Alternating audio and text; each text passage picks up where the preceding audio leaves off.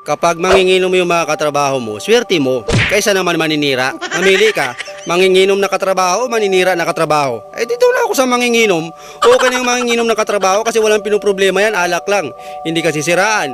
Yung iniisip niyan, uminom lang ng alak pagkagabi, pagka-out, o pumasok lang ng hangover, makausap mo lang na lutang, okay yung mga yan, hindi kasi siraan sa trabaho mo. Alam mo, nakakabili pa yung mga manginginom na katrabaho kaysa doon sa mga sip-sip na katrabaho.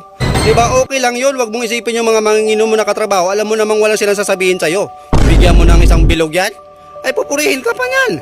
Diba, ganun yung mindset ng mga manginginom. Okay lang yan, kahit na nakabangga na yung sahod din sa tindahan, kauutang ng alak, okay lang yan.